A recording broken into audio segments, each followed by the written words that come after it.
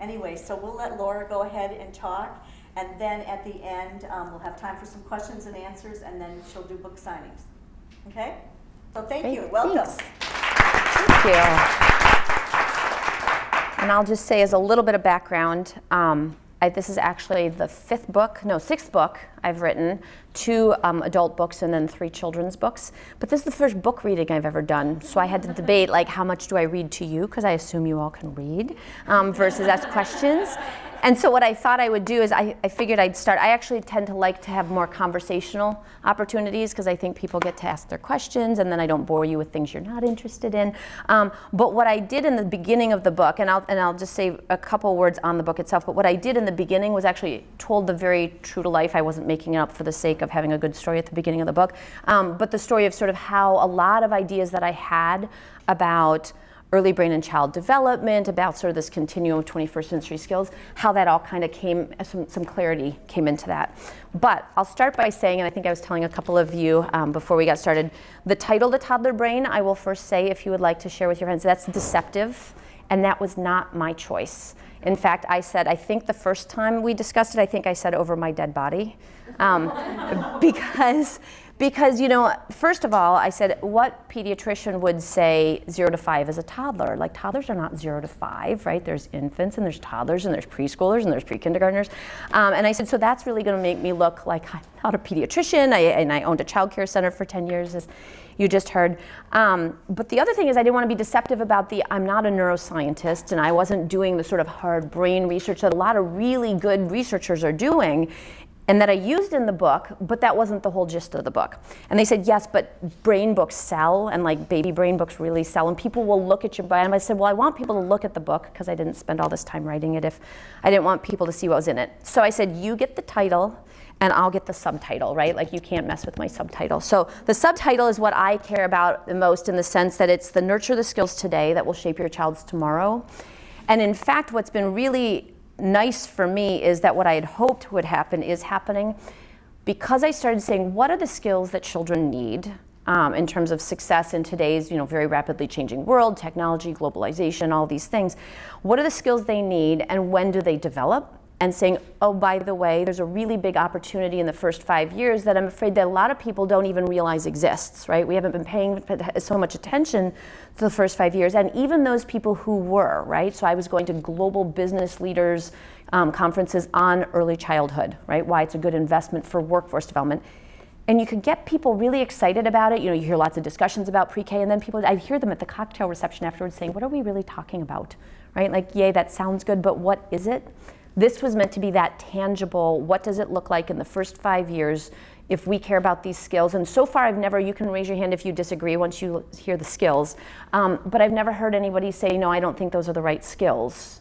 If that's true, then I can tell you from, you know, sort of the developmental milestone standpoint, the connecting of neurons, the new neuroimaging techniques, how we know that those things have huge potential for development and foundational development in the first 5 years.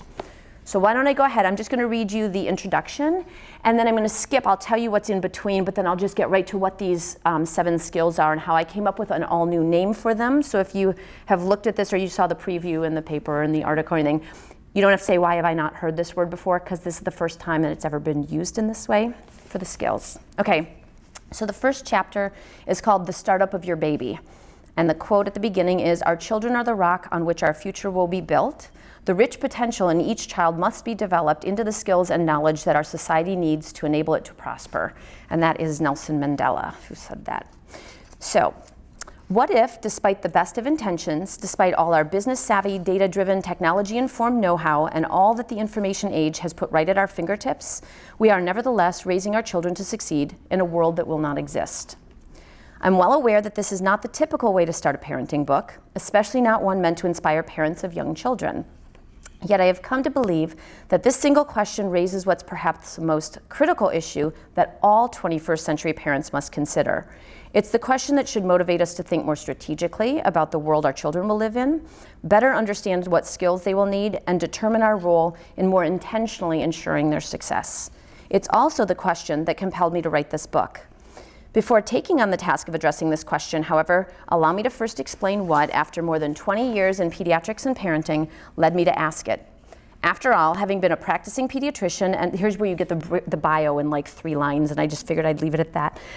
Having been a practicing pediatrician and mother of 3, the longstanding owner of a 200-student educational childcare center, a media spokesperson for the American Academy of Pediatrics, the founder of Practical Parenting Consulting, and the co-author of 2 parenting books and 3 children's books, covering topics of newborn care, nutrition, toothbrushing, potty training, and early childhood development, you could say that I was well situated and prominently involved in all aspects of practical day-to-day parenting. That is, until a transformational conversation caused me to rethink my parenting worldview. So it was a couple of years ago, while attending a national conference, that I was introduced to a very highly accomplished fellow attendee who gave me a signed copy of his newly published book and casually added, "I'd love to know what you think of it." So I took his request, first of all, actually, I took his request seriously, but in reality, I said to my sister who was friends with him, I said, "Does he really want to know what I think, or was he just being polite?" And she said, no, he wants to know what you think. So then I said, so I took his request seriously. I read his book and I shared my thoughts. I told him that not only did his book read like an insightful parenting book, but it also resonated particularly well with my own approach to the challenging task of raising productive children in the 21st century. So far, this would seem like nothing terribly out of the ordinary, given that I have been both writing and reviewing parenting content for most of my professional career. What made this notably different, however, had to do with the part of the story that I left out. The fellow attendee was neither a pediatrician nor an established parenting expert. He wasn't even a parent. Rather, the book's author was none other than Silicon Valley visionary and LinkedIn co-founder Reid Hoffman. And it's safe to assume that his book, The Startup of You, has never and will never pop up on any Amazon search for parenting books or show up on the shelves of the parenting section of any bookstore. Now, if you're not familiar with The Startup of You, let me explain. Firmly established in the careers, business, and economics category, the advice in this particular book is intended to strategically help readers, quote, survive and thrive and achieve their boldest professional ambitions, by empowering them to become the CEOs of their own careers and control their own futures. Despite what on the surface seemed like an admittedly vast divide between our professions and the shelves on which our books reside, the connection between Hoffman's convictions and my own regarding the critical need to identify 21st century toolkits of skills necessary to succeed was striking. So much so that it left me with the idea that perhaps what the parenting world could really benefit from is more of a startup of your baby approach. While Hoffman and many others in the worlds of business, economics, leadership, and innovation are clearly identifying this modern-day toolkit of skills needed to succeed in today's emerging creative economy, those of us in the business of raising children to be ready for life adults are ultimately responsible for and hopefully actively working to assemble this very same toolkit. We just work much farther upstream. It's worth noting from the outset that although this book technically is titled The Toddler Brain, this was, by the way, I will give you a little backstory to this. So my publisher and my agent and my international rights and everybody who decided they liked the Toddler Brain title said, well, then could you just explain in the introduction why it's called The Toddler Brain? Because that way they'll know that it's 0 to 5. And I said, what am I going to say? My publisher made me do it, right? So this was my best effort at that. I said, it's worth noting from the outset that although this book is technically titled The Toddler Brain, I propose that this upstream opportunity we have to start assembling our children's contemporary toolkit actually begins surprisingly early, even before they began to stand on their own 2 feet. Sure, toddlerhood tends to be when the fruits of our early labors become more outwardly apparent, as our protégés begin to more actively toddle, talk, and reach out to touch the world around them. But the fact of the matter is that successful brain building and mental mastery can and should start long before toddlerhood, and for that matter, extend well past it. Every parent needs to be aware of 3 key takeaways from the latest science in brain and child development. 1, the opportunity for foundational brain building begins right from day 1. 2, the entire period leading up to toddlerhood and extending several years past it, specifically between birth and age 5 years, offers us an unparalleled window of opportunity to facilitate the assembly of an invaluable set of life-enhancing 21st century skills that will serve our children well throughout their entire lives. And 3, yes, the first 5 years are critically important, but brain building and skill building by no means ends at age 5. Rather, your efforts represent the start of a lifelong parenting commitment that can be kept all the more successfully when it rests on the strong and early foundation. So in an age when everyone is clamoring for innovative ideas, it has been said that the best chance for groundbreaking innovation, and for those of you who don't know, my title at the College of Public Health is Director of Innovation. which if nothing else gives me a title that Caleb emails me and says, wow, that's a cool title. And I said, I know, you get really interesting people reaching out to you when you have a title like Director of Innovation. But in the world of innovation, it's been said that the groundbreaking innovation occurs when diverse concepts, disciplines, and industries collide.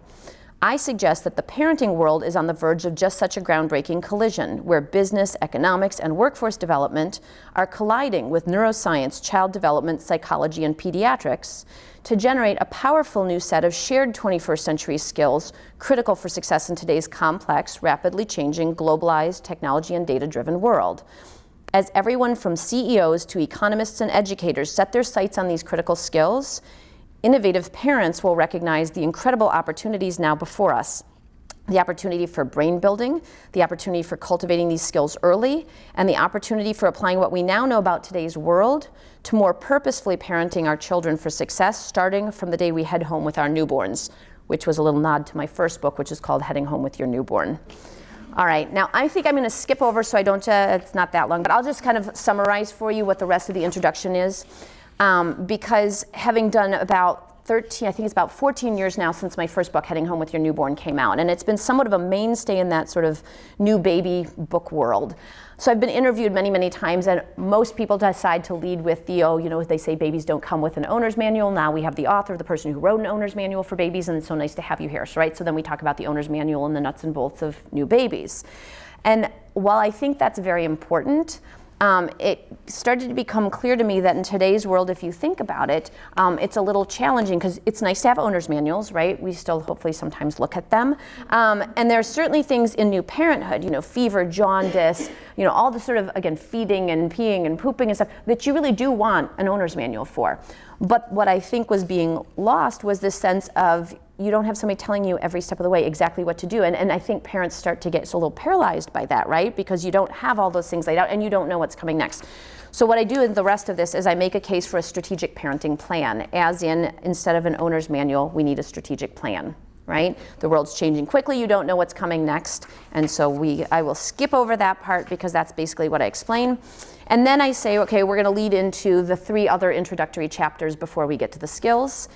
And what I did was I thought, okay, you know, I'm trying to capture why parents are so important, like why is this a parenting book? What's going on in the world around us? Because I allude to it here, but you know, the fact that the world is changing very quickly and what skills are the skills that people really care about? And then why early, right? Because there's a lot, I'm gonna get pushback, I'll tell you right now. People saying, oh my, I gave a TED talk that had sort of the foundation of what was gonna become this book.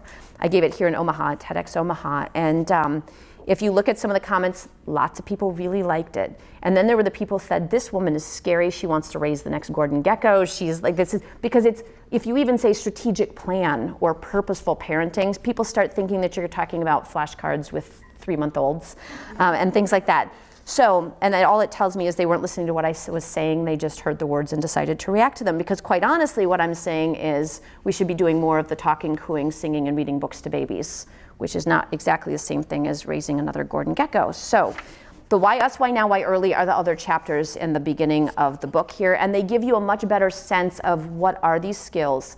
You'll see throughout the book, I lined up what's happening, and again, what I was struck by, in talking to not just Reid Hoffman, but others in Silicon Valley and sort of high-level business and innovation, was that these skills kept coming up, and everybody was talking about them and what do we want, but terminology was not consistent.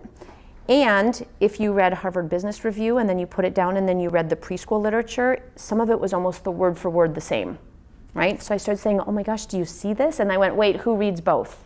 Who's reading all this business and innovation literature and reading it? So with that in mind, I will skip past all the other details of that to say that what I usually say to people is, do we agree that people are now all talking about it at the university here, in education, in business, in all these different realms? Communication, collaboration, teamwork, adaptability, the ability to fail, creativity, critical thinking, right? So that's not the first time, like I'm not the only one who's ever said that.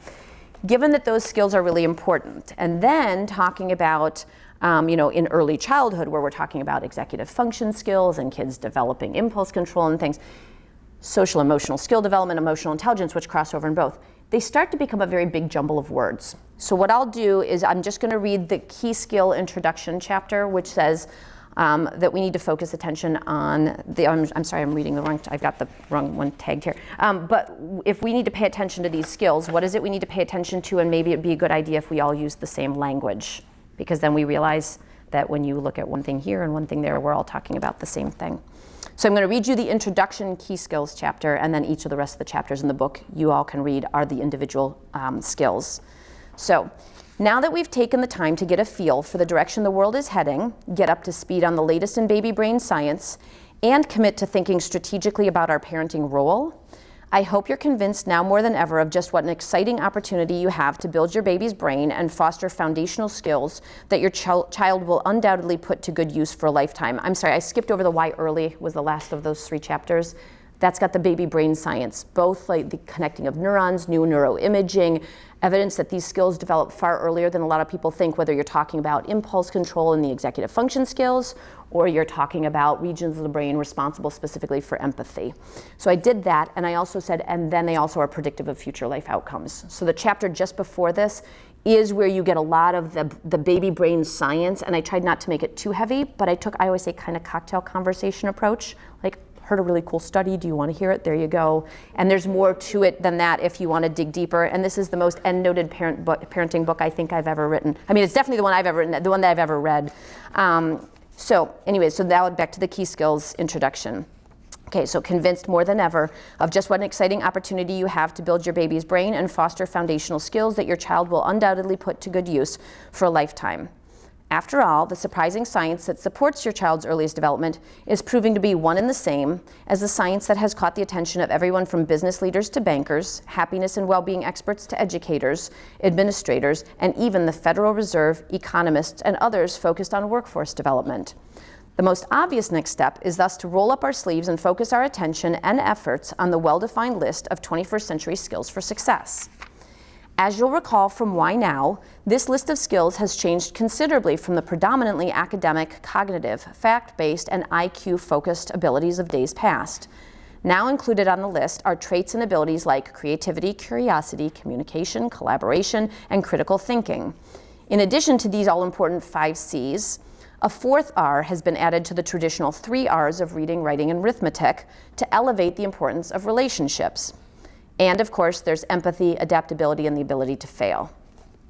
At the core of this alphabet soup-like list of coveted abilities are a host of crucial skills variously referred to as emotional intelligence, social emotional skills, executive function skills, grit, perseverance, non-cognitive skills, soft skills, and even character, people, and life skills.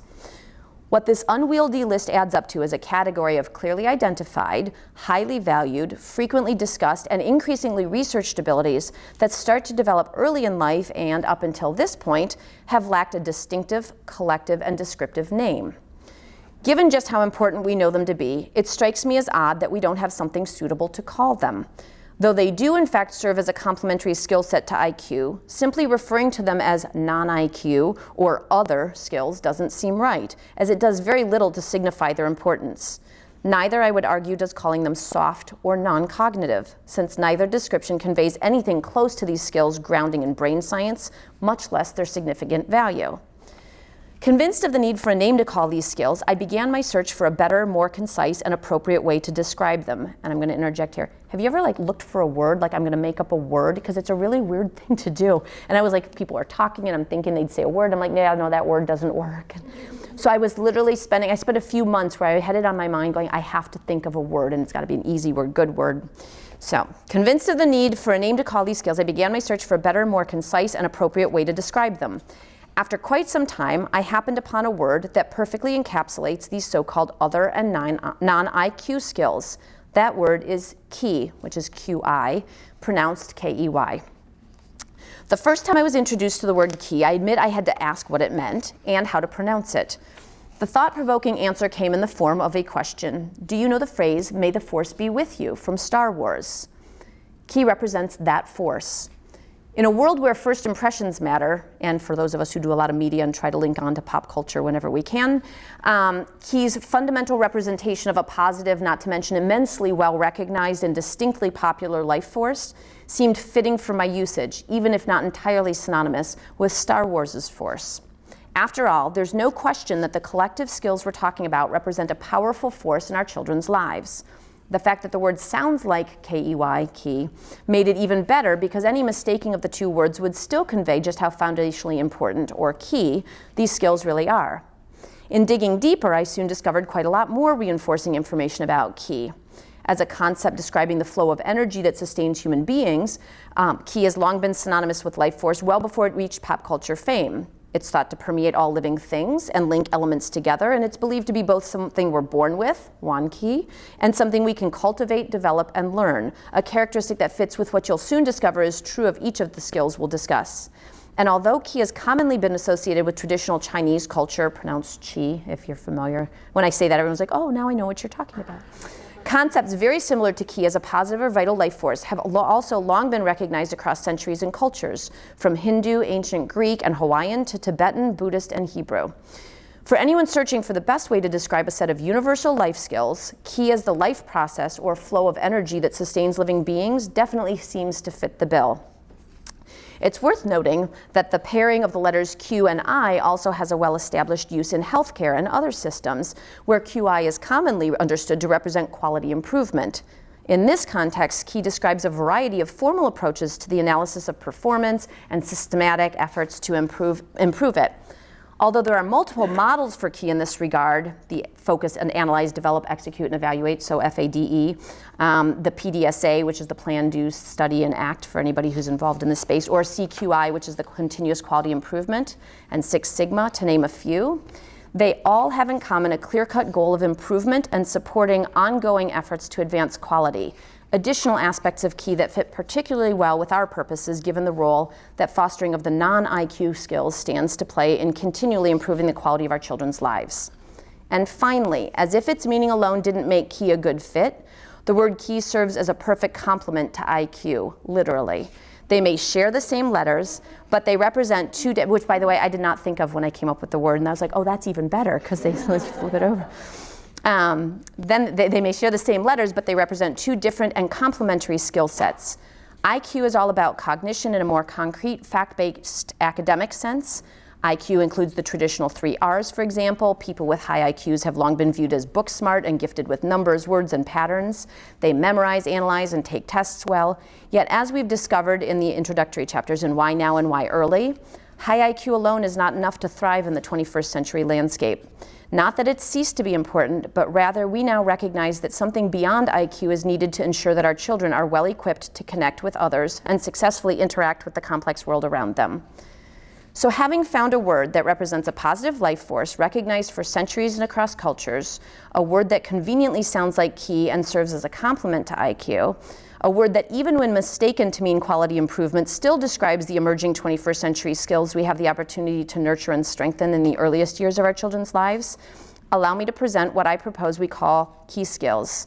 Divided into easy to understand, parent and kid-friendly categories, the following is a brief description of each of the 7 ki skills. So I'll just read the 7 skills to you, and then I figure we should just open it up to discussion after that.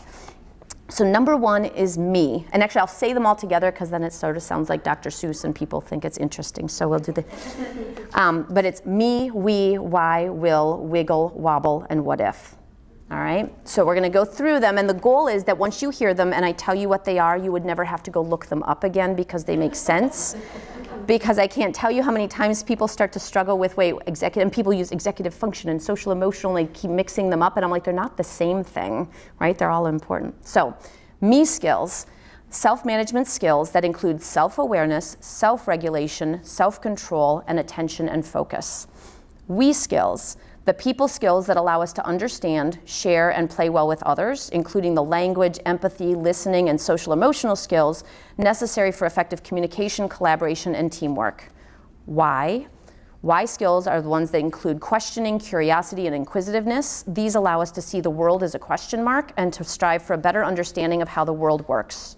Will, self-motivation and drive define the will skills. Wiggle, physical and intellectual restlessness make up the wiggle skills that play a key role in putting why and will into action. I will make a quick comment on wiggle only because that's the one I've never heard anyone call a skill before. And if you think about early childhood, for those of you who have young children, fidgety, antsy, all those terms have never come with a positive connotation. But if you read the innovation literature, for example, almost every book on innovators, there's a book, Innovators DNA, and Reid Hoffman's book on the Startup View, describe innovators almost universally being fidgety, restless, can't sit still, on the go, active go-getter. I mean, all these positive words. So it's meant to kind of look at what we do in early childhood, because I've always had an issue with the strapped-in mentality of early childhood. Partly because I deal a lot in the, how do you prevent obesity and physical inactivity issues later on down the road, and if you strap kids into things till they're 5 and then you wonder why they don't move when they're 6, that's always been a focus. But also given what we now know about the correlation between physical activity and cognition, and some really interesting studies that I reference in the book here, both for children but also in the adult world, I figured I really worked hard to try to figure out a skill that would pull that in. And then number 6 is wobble, skills that allow for, build, and foster agility, adaptability, and resilience, and that confer the ability to face, overcome, and learn from failure. And for anyone who's at least my age, but probably even younger, that's Weebles wobble, but they don't fall down, right? So the eggs that were weighted, for anybody who doesn't know them, weighted at the bottom. The idea that you can have failure, but not massive failure, like it's nobody, they're not falling off the table and cracking, but they're, because the idea that we all need to learn from failures becomes so commonplace now. But again, if you try to say, what do you want in somebody, whether it's a student or somebody that you're hiring or a young child, you want them to try new things and be willing to fail and learn from their examples and stuff. That's not what you want. I mean, that's like a whole big long list of things, that, behaviors, but that's where coming up with a word for it. And then the last one, which is sort of the culmination of all the skills, so what if skills encompass curiosity, imagination, and creativity, and ultimately allow us to not just understand how the world is, which is sort of the why skills, questioning the world, but also could be. And I'll just give you a little preview of the last chapter, which is what if, for the 7 skills that I define, is the creativity and imagination and innovation and all these things that people are really, very interested in, and CEOs rank as their number 1 skill that they look for. But it also, in the last chapter, I also relate it to hope, which is then if you carry this over into the discussion of what if a child doesn't have a caring, responsive adult and they don't have the fostering of these skills, or what if they can't see a better future from themselves, and then you get into the world of children and poverty and adversity, and what do we need to make sure that all children have. And then that chapter at the end is called Key for All, and hope is key is the significant portion of that chapter. So there you go. I'm not used to reading. I actually read this, reminding me of when I used to read out loud to my kids, because I read a lot then, but they're all like 20, 19, and 16 now, so I haven't read that long out loud for quite a while. Okay, so I will open it up to questions or comments or anything you'd like to share. Yes. I'm just curious if you think this is applicable across many cultures, or if there's some particular focus that you have in mind. In terms of culture, like kind of global cultures and things? American. Well, what I can tell you is that the feedback I've gotten is it's very hard to sell a parenting book in other countries because people like homegrown parenting experts. And the book released in Australia and New Zealand a few weeks ago, and I just spoke with the people 3 companies bid on it in China, and it's releasing in June. But somebody asked me if I spoke Mandarin because I picked really good words, which I could not be happier about. Because again, I did not even think of IQQI when I thought of key. I just thought positive life force. You got Star Wars reference, QI works, all these things. And then I went, oh, even better, because I'm not telling people that the more cognitive type skills aren't important, because they are. This is the complement to it, is a nice way to say it. But I did work hard, because I did look at, especially because people associate it so strongly with Chinese culture and Qi, that I didn't want that to have a meaning that wasn't intended. So I had looked into that specifically, but I got very strong feedback that that was really, really aligned, and that this was a really good word for what I was trying to accomplish with it there. So I don't know more than that, but I mean, my goal was to make it universal. So like I said, I did try to look to make sure there wasn't unintended meanings that I would regret later. Yes, Caitlin. I get asked a lot for what's a good about games. I get asked a lot of questions Right. about games, so I preface that. Would you like to introduce yourself while you get questions about games? I'm a Caleb Mishu, a rheumatology researcher that also opens Spielbound, the nonprofit board game. Oh. Yes. So we have our game expert in the room. So yes, your question about games. And when they go, how old is your child? They say, well, 2 years old. And I go, keep the food on the table. Because when it comes to organized play, where you have rules and a victory condition and so forth, So what would be some, and we now see the usefulness of games in early childhood, but I'm not sure how early is too early in this area as far as some of these skills go in the first couple of years. I know when they hit 4, then that's when we can start to take off with some of these things as far as. So you're talking about sort of these organized games and things? Yes. If you look at some of the foundational stuff, and some of it gets blended, so executive function skills as a core sort of set of skills are defined by impulse control, cognitive flexibility, and working memory, right? And they really kick into gear between age 3 to 5. And I always use my example, if you want to think about, remember when that is, would you stand a 2-year-old on the side of the road, walk away and say, don't run, right? Like, I'll be back later. You don't do it because you know they're going to do that, right? Having owned a childcare center for 10 years, and they all bite their friends, right? So what I used as my example in the Me Skill chapter of impulse control was, Peter Drucker, World of Business, New York Times best-selling business guru, and said 20th century was the era of business management, 21st century is now the era of self-management. And all I have to do is say, right, and in my world of early childhood, a good self-management day is when no one bites their friends, right? Because it's impulse control, and at age 2, it's not. Some kids get some don't. And not all kids have that impulse, right? They might lay down on the floor and scream or hit somebody or take a block. It's just the least socially acceptable of all the impulsive behaviors of early childhood, because if you leave teeth marks, people don't like it, right? So. You didn't gamify that? No, so what I was going to say to you is when you start to see those skills develop, and it requires focus and attention and things, and again, impulse control as well, because you don't just get up and do whatever you want, you don't knock the board game over. As you start to see those skills develop, that's a little bit more of the self-control, plus usually focus and attention is kind of building at the same time.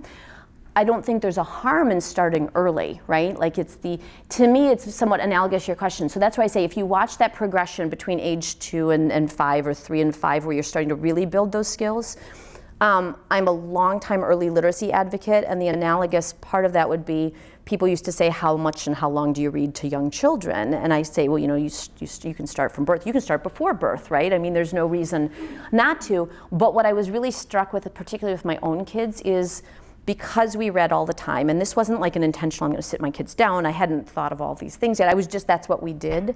But by the time they got to kindergarten, they had attention spans that were an hour longer than their peers, right? I mean, we'd stop reading when I fell asleep. We didn't stop reading because they wouldn't listen anymore, and they were chapter books and things. And people kept saying, should you really be reading like these chapter books to, 5? My oldest was 5, but that meant my youngest was 2. And so he got a really early start, and he surprised me, even as somebody who believed that you could build up those skills earlier. For games, I think there's a component of that that's the same, that as long as your expectations aren't set, a lot of this is if your expectation is that your child's going to sit at the age of 3 and concentrate really hard and not knock the pieces over and things, then you're setting yourself up for trouble, right? And a lot of this is part of this with the developmental milestone parts that I include in each of the chapters is understand, when I do a lot on potty training, and people ask me, when should you start potty training? And I said, well, it sort of depends what your expectations are. If you mean potty training as in when are they going to be successful, please don't bother with the 9-month-old, with the potty. And people do. I get this sort of early potty training stuff.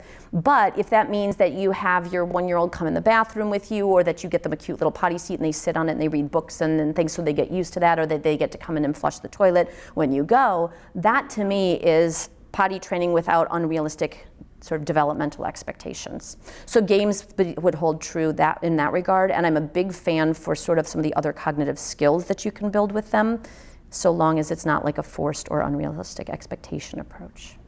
Does that answer your question for you? Well, maybe Okay. you were referring to board games, but in your book you talk about Duck, Duck, Goose, just showing how to take turns. Sure. Things I like think I saw Caleb and I thought board games, but Yeah, yes. no, but Yeah. there's other games. Sure, and I do, in the book I touch a lot obviously on play and creative play and games and things like that. The example I really like to use is the new form of leadership, right? Now people have talked about how we used to have this very sort of, up at the top pyramid structure, and here's the person at the top, and they sort of do their sort of colonialistic, patriarchal, commands down. And now it's much more of a level sort of approach, and that if you're a good leader, that where the strengths are on your team, and when it's your turn to stand up and lead, you do, but you also know when to step back and let somebody else. And all I have to do is interject in that conversation, and I can be at a Silicon Valley workforce development discussion, and I say, right, duck, duck, goose, and everyone sort of stops. One person will always say, oh, I don't know duck, duck, goose. I'm like, where did you grow up? Because I don't know what that Oh, you don't know? See, so the thing is, so it's interesting. Duck, Duck, Goose is a game where and young children play it, where you sit in a circle and, and you go around. So one child gets up and they go duck, duck, duck, and they're touching the kids on the head, right? So, and they say goose, and that child has to get up, run around, and the other child runs around and sits down in their spot. So it's one sits up, the one stands up as the other sits down, and you're following in a sequence and things. So it's just a very common child, like very young child, like preschool age game, or maybe even, as soon as they can. So it's sort of like a young kid's version of musical chairs, or But the point being that one stands up as the other sits down, right? And so it's funny because I've actually been asked to give a talk with somebody who's writing a book on it called Lead True. He's head of a health system in Wisconsin, and he's writing a book on value-based leadership. And he said, we should do talks together. Because he's like, you could talk about the Duck, Duck, Goose stuff, and I could talk about which I thought would be kind of a funny juxtaposition. But yes, that sort of play, all throughout the book, you'll find how reinforcing play is in a lot of these skills. Letting kids learn social emotional skills, learn some of the impulse control, like you want to do it now, but if you're playing with your friend and it's their turn, you might want to learn how to do that. So again, that less of a board game type games is also very important. Okay, I have another question. Okay. What are executive functions? So technically, well, first of all, they're very conveniently named because they sort of give you an implication of what I was doing, which was sort of playroom to boardroom kind of. But technically speaking, they're the three things that I listed. I tried to do it without saying, but they formally are defined by working memory, impulse control, and cognitive flexibility. All right, and the ability to, cognitive flexibility is shift gears, think, like if I give you, that's when the pediatrician asks, for example, does your child follow 3-step directions, by a certain age? It's can they concentrate on it, but can they then do this? And then if you say, can you stop what you're doing and do this, it's time to clean up your things now, do they switch gears, right? It takes focus, it takes attention, it takes impulse control, right? Because if you're doing this and someone says, can you switch gears and do that? Conveniently, it relates to the business world very well. It does have the word executive in it, which works.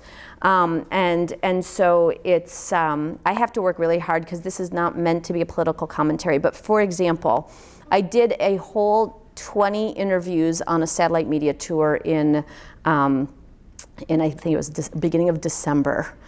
And I'll let you figure out the timing of it, but in beginning of December, and I was talking about character building in young children, and it was just interviews around the country, and everybody's asking me questions. But we were talking about executive function skills and impulse control, right? Like that was one of the things that people kept asking.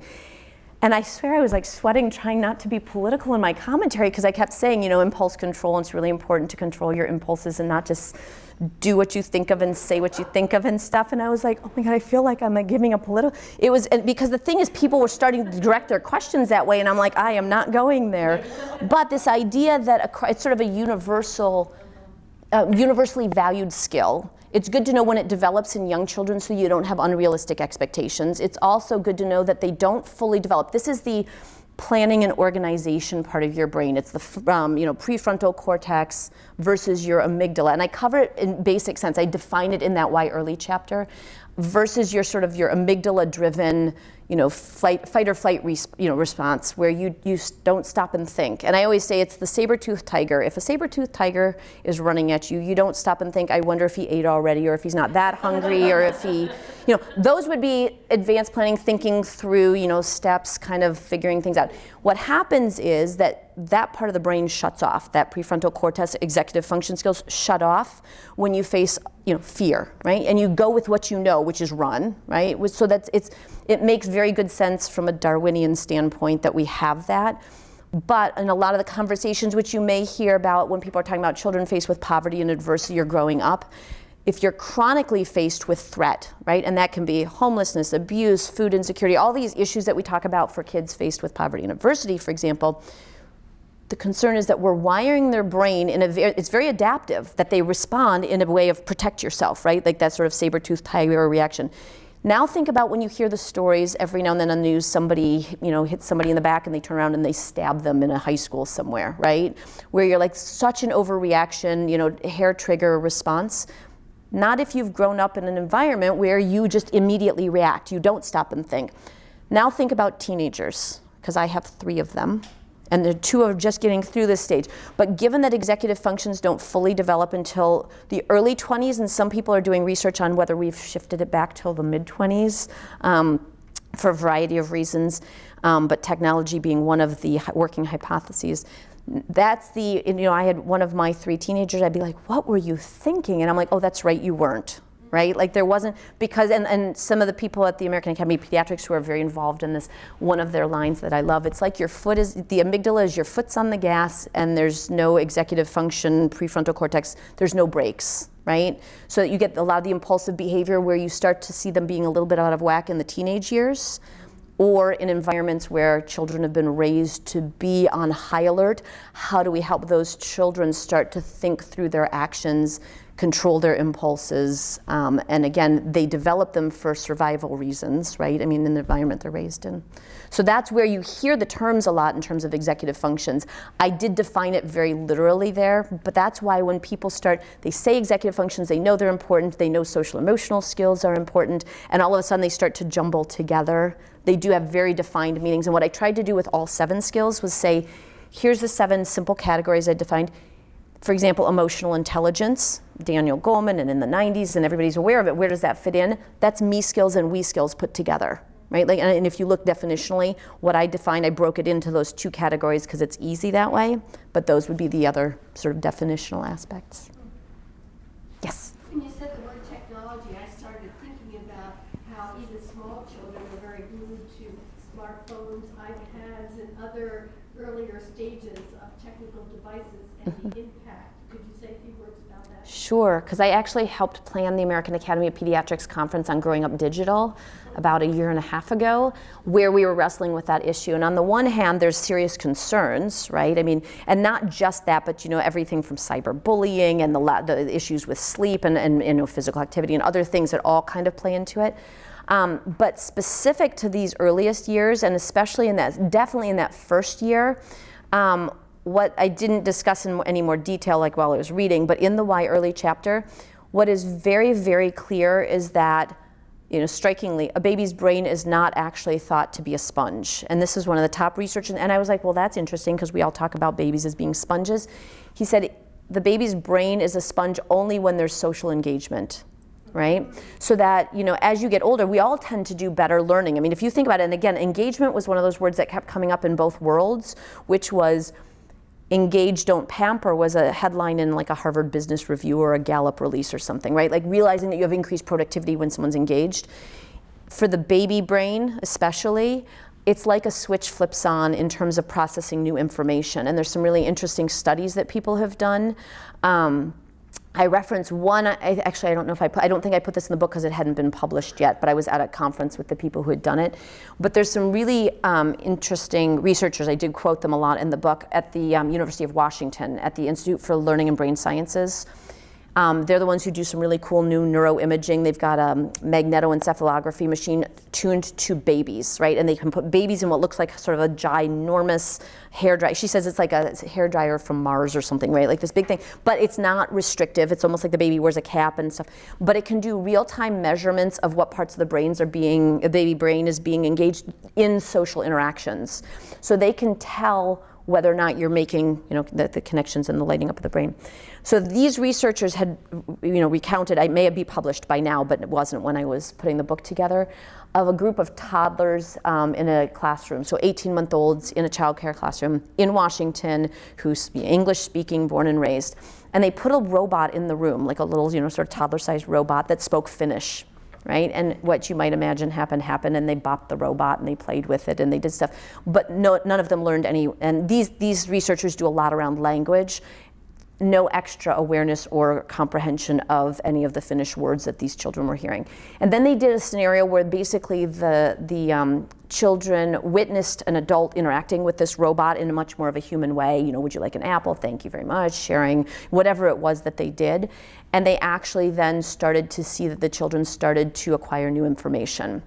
Similarly, there was a study, and again, this is not that first year. The first year is still sort of you need social engagement like a switch turning on in the baby brain, and so you really don't want to have that interfered with. But there was another one at the University of Iowa, somebody who works a lot with Sesame Street in terms of development of content, and I believe she was working with, it was probably 3-year-olds. I think 2, but I would probably say 3 because usually Sesame Street deals with the 3-year-olds, where they showed videos of like some sort of social emotional skill development, and the children were watching it on a video versus learning it in real, like real human interactions.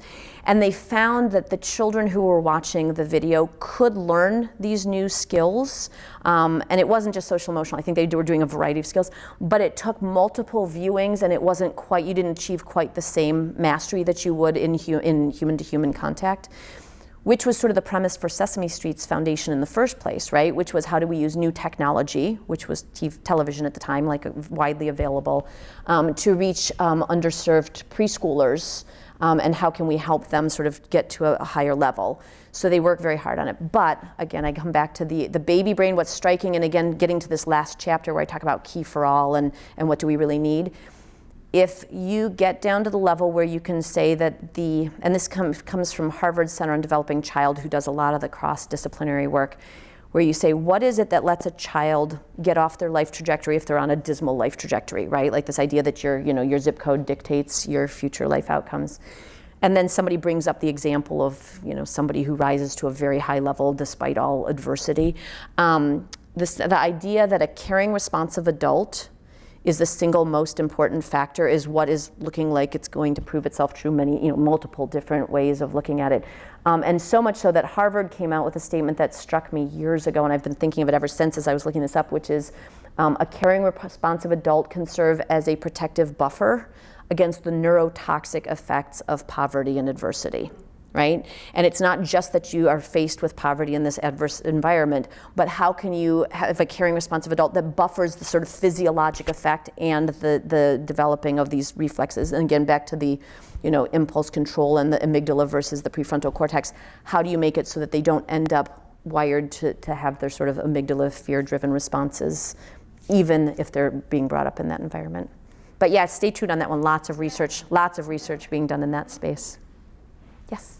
2 selfish questions, and you can answer them or not. Selfless or selfish? Okay. So, one, I watched the movie Whiplash last year. Okay.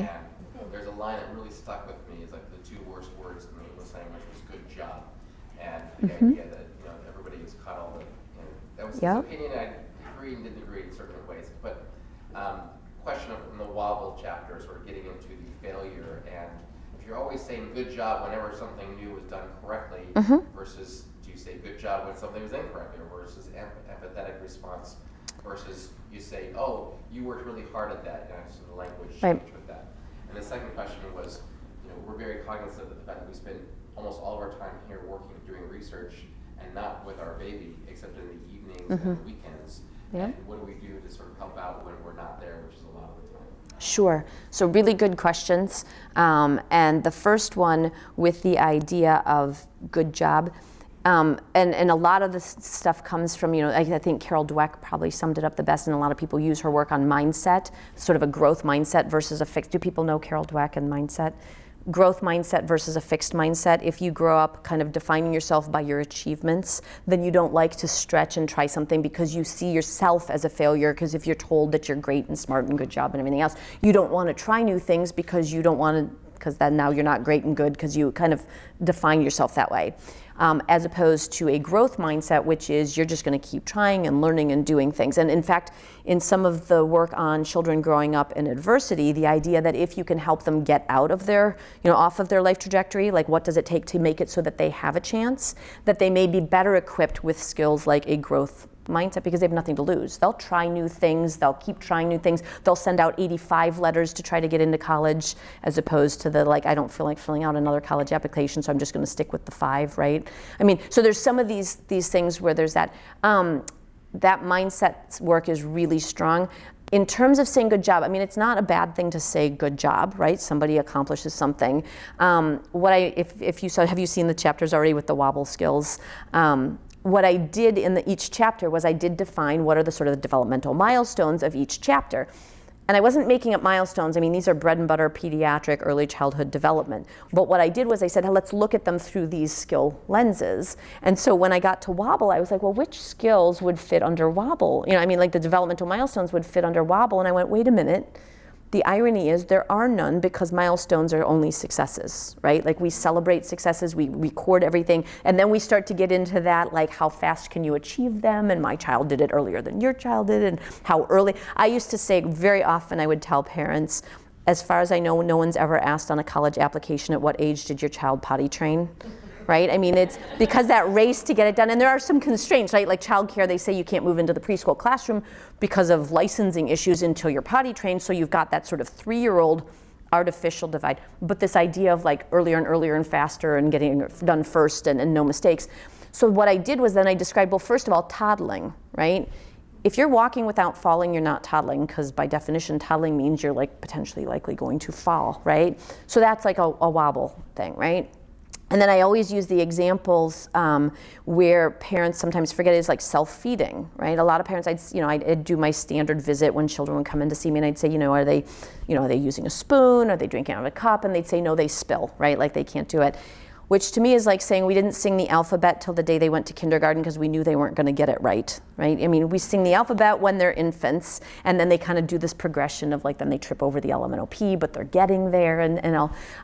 So remembering to emphasize not just that you mastered something, but that you tried hard, or that you say, yes, it can be very disappointing. What are you going to do about it? Should we think about what, that kind of more encouraging of the other aspects, not just getting it right. Again, when the pendulum swings, it's swung pretty far towards you don't fail, you don't keep score in soccer games, everybody gets a trophy at the end, and everybody at the birthday party gets a present. Right? Where you just don't have any failure, somebody else did better, gets better than you. You can combat that and really kind of work around that problem. What was your second question was childcare, and having a child who's away from you. And certainly I'm a believer that having spent 9.5 years owning a childcare center, that you want to look for a caring, responsive adult. And you want to make sure the facilities are safe, certainly, right? Like you look at the environment and all. But a caring, responsive adult is such a powerful figure. And granted, my child care center we had curriculum and we had menus and we have all these things that we could build around. But the single most important thing to me is the child's safe and that there's a very caring, responsive adult there, especially in those early years. So somebody who, I had an infant room teacher who I don't even know that she went to college, who worked in my infant room. But she loved the babies so much. She talked to them, sang with them and stuff, and she'd been in childcare her whole life. She was getting close to 60. She worked with me the entire time. She'd never made more than minimum wage. She'd had no formal education, but across the board, based even as a pediatrician, looking at what she did engaging babies was like the best possible education for what an infant needs, right? You need that warm, interactive eye contact, and like I said, talking, cooing, singing, reading books to babies. That's foundational. So hopefully that makes you feel better, because it's not just, yes, there's the time that you spend, but the idea that it doesn't have to be just you. And in fact, if you look at children who don't have the benefit of caring, responsive adult parents, the role that a single foster parent, teacher, coach, somebody at church, anybody can play in helping do that is really valuable. So I tell people I wouldn't spend too much time, because you strike me as very committed parents, and I'm imagining, having even spoken to you about what you were going to do, that you thought pretty hard about where you were putting your child in a child care setting. So, sure. I have a question about the will skill. Mm-hmm. I watched your TED Talk, and Yeah. I have a 2-year-old, so I'm really kind of getting into that Yeah. battle. I'm interested on that then parenting, which I know I've fallen into, but especially my son and the 2-year-old, it's a battle of wills, and how do you make him want to pick up his toys? Sure. So you've got lots of, again, I lived this because I had how many 2-year-olds did I have in my school at one time, all the time. So what I first of all will tell you is it's a 2-year-old's job to question you, right? And it's to challenge your authority, and to challenge the rules. It's your job to have some rules, right? So there's the balance.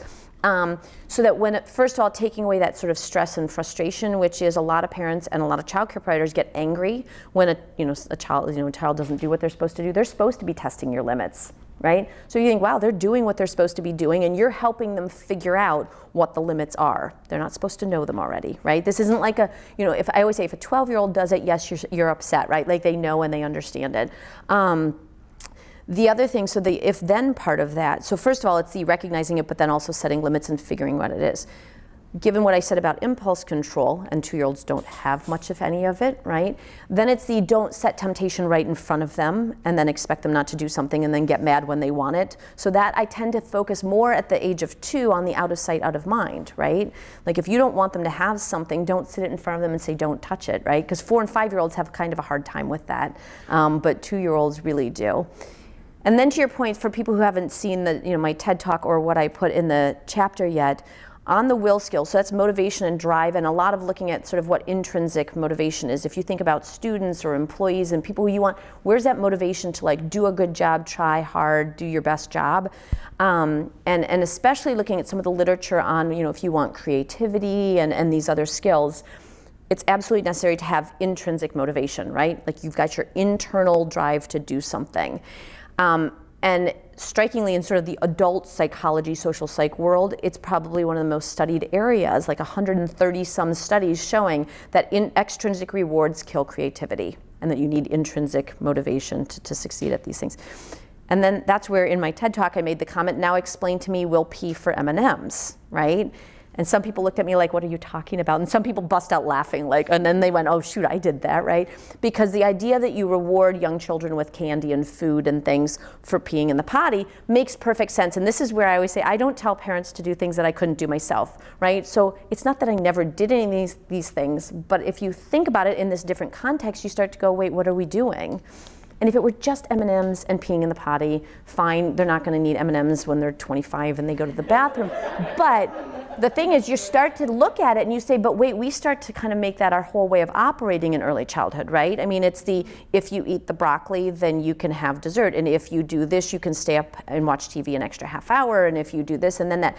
So I use potty training on purpose because I sort of do the humor part of it, which is if I could think of an example where the reward is the accomplishment itself, I couldn't think of a better one than you don't have to sit and pee and poop, right? I mean, like yay, that's your reward, right? Why do you need M&Ms for that? So that's where we start to take away that sense of reward. Now shift over to the discussions that you hear about like happiness and well-being and professional achievement and that sense of reward.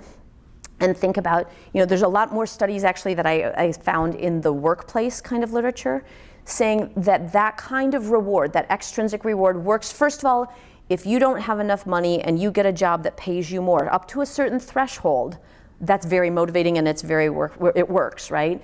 It also works for sort of the assembly line jobs, right? If you get up to 100 instead of 75 of whatever widget task you're doing, you can get people there. But what it also tends to do is say, and you don't do more.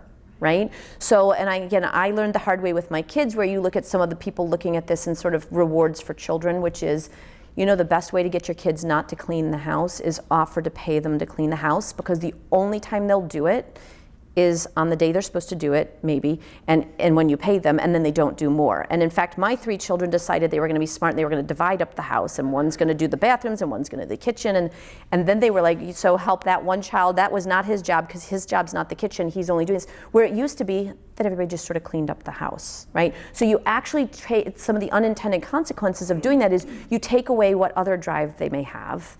And in early childhood, we do it before anybody ever starts thinking about it. And it works in the short term, right? If you really want your child potty trained and they do it, right? And if you really need them to go to sleep or you really need them to do stuff because you're sleep deprived or busy or whatever it is, but it's fairly consistent across a lot of early childhood, right? So for that one, I don't have all the answers, like it's not that it's all figured out, but when I started reading all the other literature about the skill and how you foster it and how much we value it and sort of predictive of future success, it made me stop and think, what are we doing, right? Like we're sort of, and this is where I sort of said, to Reid Hoffman when he said, I'm talking about the skills that I think everybody, how do you assemble, what is the toolkit of skills you need to have to succeed? And I said, Reid, we're talking about the same skills.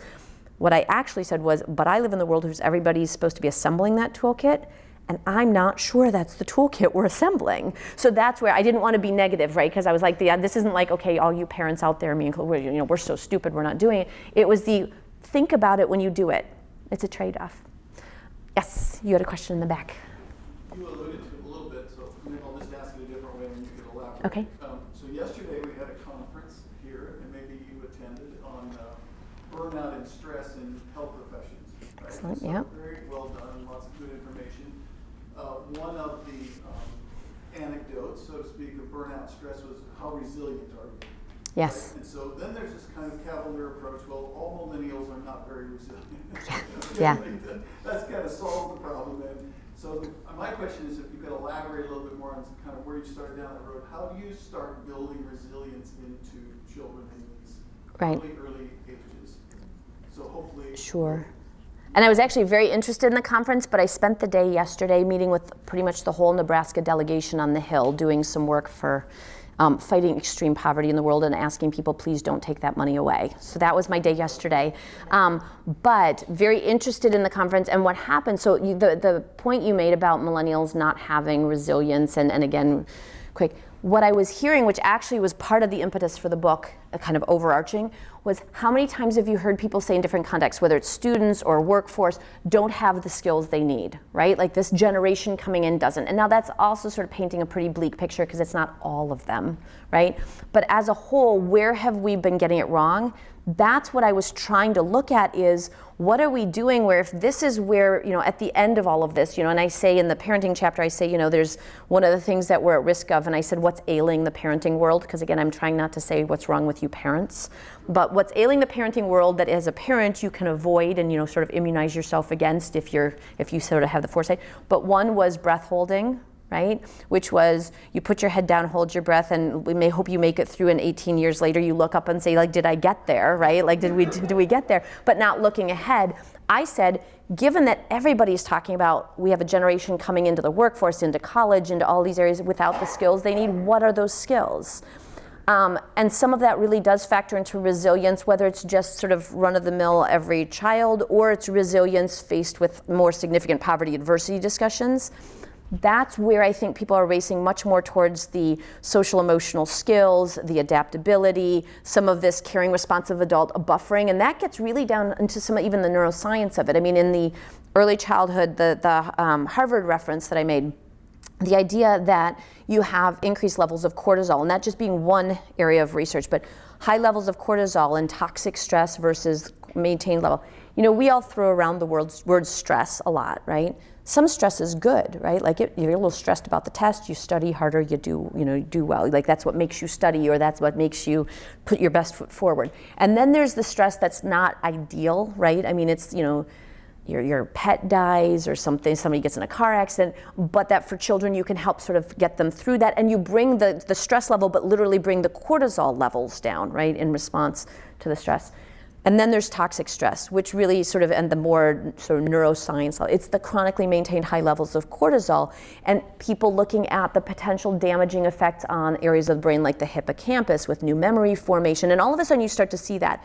So resilience, gets used a lot, but it's how do you sort of predict that you're going to have obstacles and barriers? How do you not let that become toxic, and how do you maintain chronic, never get away from it, but also how do you overcome those things? And that's what these skills were based on. These are the skills that people are looking at, saying how do you become resilient. On the specific to the business workforce part of that, the other thing where you can kind of make the compelling argument, resilience also being adaptable and taking whatever comes at you. I use the line that a lot of people seem to be picking up on, that somebody had done a study or a prediction looking at the research saying that it is predicted that 65% of third graders today will work in jobs that don't currently exist. Now, what skills would you like your child to have, right? I mean, it's not the same. I had somewhat of a photographic memory, and I was really, really good at memorizing facts, like the rind of the ackee apple caused Jamaican vomiting sickness or something. I mean, like why I always use that, because I'm like, why I still remember that, I have no idea. But I learned it during my intern year of training, and then I looked really smart because I'd always win all like the trivia contests and things for the medical stuff. And now somebody with a smartphone in their pocket has the same differential as me and all the same information. So now it's shifting towards what do you do with it, and how do you process and filter and sort of ask good questions instead of get the right answers. So again, it depends what level of resilience. I mean, you started with the much more like the burnout stress, but there's a lot of that I tried to pull into this. Page 200. Yeah. Is it? Are you being serious? Oh, Denise is adding. I was like, oh my gosh, did you seriously memorize what page? She said page 200, and I was like, okay, it's on page 200. Thank you. Any more questions? Oh, and I don't know if you would know the answer, but because you kind of talked about how teachers can be that kind of caring, responsible, and how we've all focused on IQ and how we're shifting because the world has shifted. Is there any discussion, because I mean all of our curriculum based in school is all very fact tests and kind of trying to incorporate some of the, especially while absolutely. And in fact, now I do a lot in both in health and education. And I can take, for example, the Buffett Early Childhood Institute work that's going on here in early childhood. If you look at the work they're doing, they're focusing very strongly on professional development. And there's a lot of that in the early realm. I mean, like a lot of this, very aligned with the work they're doing, and they're taking it on, where if I say the Buffett Early Childhood Institute is focusing on professional development in the sort of childcare workforce, that's interesting but may not be your thing. But if you think about it in the lens of what through the lens of what I just said, there's a lot of people who believe that to build, that by building adult capacities, it's the best way we have to improve child outcomes.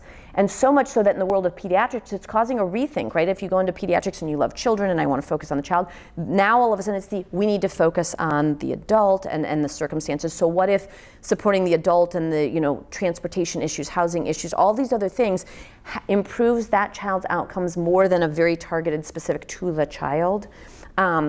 I can also tell you that in higher ed, so K-12 and higher ed, absolutely. In fact, on Sunday I leave. That's why I was excited to fit this in. Sunday I go to the national, probably one of the biggest national innovation conferences in education, because it's South by Southwest, but there's an EDU week beforehand where that's what people are talking about. So that everything, but even here, like if you look at what's happened at the university, because I've gone to a lot of the talks, I mean, I try to go to things, whether it's the stress resilience discussions, but also the curriculum innovations. The university's doing a lot. I mean, whether you have flipped the classroom where it's more discussion in the classroom and the fact-based outside. We had somebody come in and speak here at the university who came in who had just redone all of the curriculum at UCSF. And it was very much geared around these skills, but in a medical context. And I actually talked to her about it. She read this, and she was really excited about this. Because I was like, I think I'm hearing, and maybe it's just because I spent so much time on this book, like I don't want to hallucinate that I'm hearing key skills and everything that everybody says, but I think you're saying the same thing I'm saying. There's a huge amount of it. My daughter is a sophomore in college and goes to the newest high-level university in the country, which is called Minerva, which is if you started all over again and you said, what are the 21st century skills you want? Now create a new university instead of trying to shift one. It's global citizenship. They don't use any standardized testing. They have their own. It's creativity, critical thinking. They take people from all around the world. Their goal is to accept any student who clears their high bar. They won't tell you what their algorithm is to getting in, but they will accept any student. They're need blind, geography blind. Their tuition is $10,000 a year. They have no physical campus, but they all live in a residence hall together. First year's in San Francisco, and now they live in 6 cities around the world. Right, so she was Berlin in the fall, she's Buenos Aires. That's the go to the far end, but it is the same. I was drawing on these skills, right? I mean, I was saying, I'm hearing it there, I'm hearing it in all these discussions, but what I was afraid of was it wasn't carrying into early childhood. And at the same time, we're realizing if you thought 0 to 5 was important before, it's way more important than a lot of people even thought it was. I mean, we've always thought, there's lots of us who've always thought, reading books to babies is a really good idea, except that made you a warm and fuzzy person, right? Like you must be a really good, nice person. And I actually debated whether to use the words brain building in the book because it kind of has that negative sort of cold field, strategic cold field to it when babies are warm and soft and fuzzy, right? But you know what I did? I followed the lead because the Bezos Family Foundation, the Buffett Early Childhood Institute people, all these people are all coming together, Harvard Center on Developing Child, around the words brain building because this is really important. It's not just, we love babies and yes, it takes a village to raise children and the children are our future. But when it comes down to even things like policy and sort of decisions about what programs we fund, and in Nebraska, it's things like Sixpence and the home visitation programs and things. Unless you realize that it's not just warm and fuzzy, which is a nice thing to do, but it's foundational and it's skills and it's success in school and workforce and stay out of the juvenile justice system. And all of a sudden, so people would say, have you ever thought about something before? And it might be something like here, like potty training. I'm like, I think I might scare you if I told you how much I thought about it because it scales pretty quickly. Nobody's asking you about building resilience and staying out of the juvenile justice system when they ask you a question about potty training. But you can, when you start to see those connections, it actually becomes very profound, I think. So, well, thank you.